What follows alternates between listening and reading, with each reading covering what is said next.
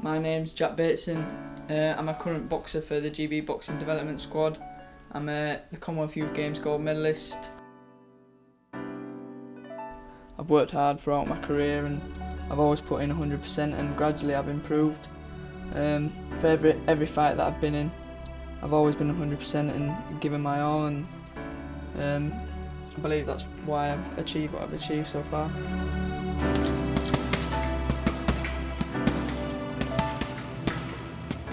My inspiration was probably my family. My brother boxed at a young age, my dad was his coach. I used to enjoy going to watch him box, and when he quit in the end, I know my dad used to go to the gym, he used to go on his own, he used to always go with my brother, but he ended up going on his own, and then I said, I'll give it a go. And I had 12 fights unbeaten. Before I know it, I was boxing for my country. I lost my first international fight against Ireland, and that just spurred me on to come on more and train harder. It is a great feeling to win a medal for your country, but you need to treat every fight as a final, which is hard over the days when you're mentally tired, you're not getting enough sleep on a night because you're excited, nervous to box, but you just got to stay focused really and hope that you can get to that final. As long as you stay focused, you've got a good chance of winning a medal. Alright, Mum. Getting sorted. All sorted now. Passport. Passport sorted. Got my euros. Bank card. Yep. Collect your tickets. Yeah, all sorted now I think. Right. What are the arrangements for tomorrow with travel and? Taxi to train station, and then obviously get the train to the airport. All the training that I've been doing really could possibly be for 9 minutes, because like when I'm training it's over a period of such a long amount of time, but when I'm actually in the ring there's only 3 3-minute rounds, so that's what all the training comes down to really.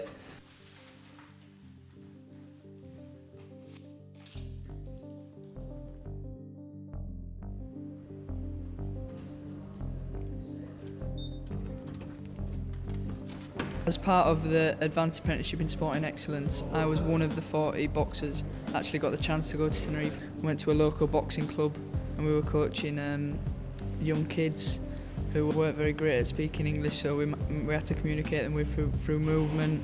We did Spanish lessons out there, so we were able to communicate with the basics with them. That was good. Whilst we were out there, we had to sort of make new friends because we were with people that we'd never met before, so that was like when you go out to tournaments and sort of experience them sort of things, like you have to work with new people and support each other. That's what it was like in Tenerife. We had to support each other throughout the 2 weeks, and we had to train with each other every morning and push each other, so that was great.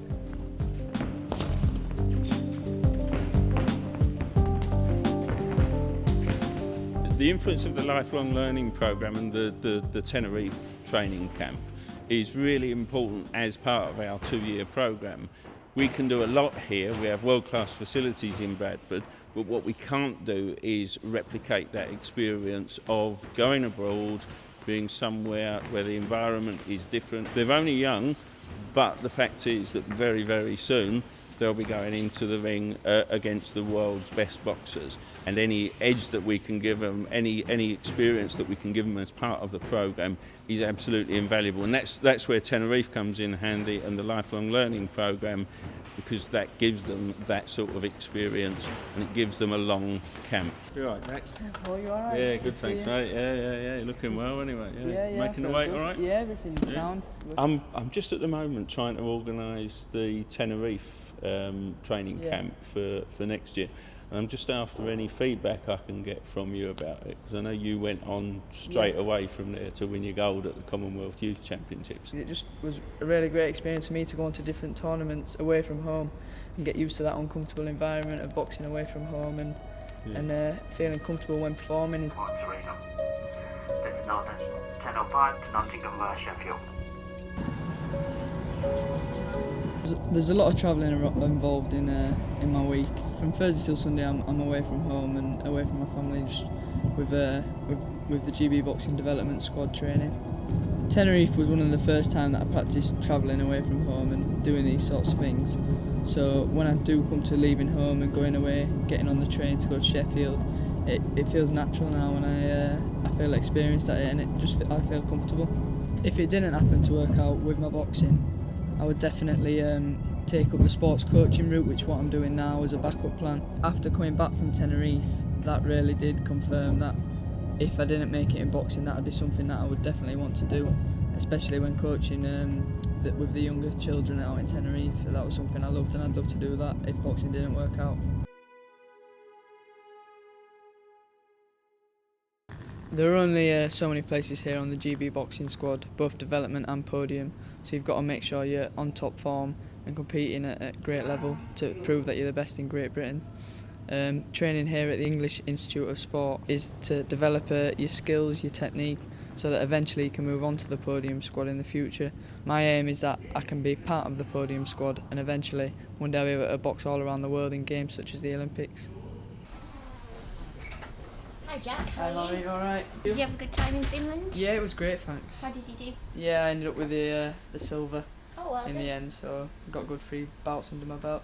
Good preparation for the World Championships. Yeah, definitely. Oh, on the Eve World Champs, I'll just bring up your travel arrangements. The fact that the boxers are staying away from home is valuable in terms of a lot of international competition or abroad. They need to learn to acclimatise to this, get used to living away from home, and also be able to compete. The LLP programme in Tenerife certainly did this. They had to learn to be away from home while also maintaining their athletic performance.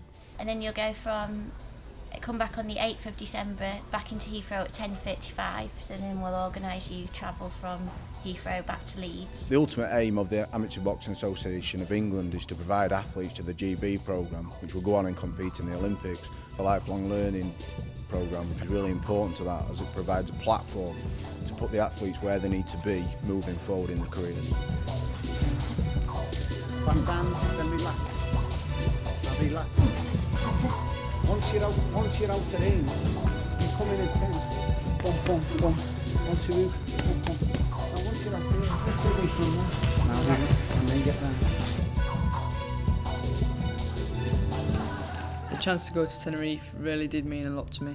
The lifelong learning programme has really helped me throughout my last 3 years with the ACE course.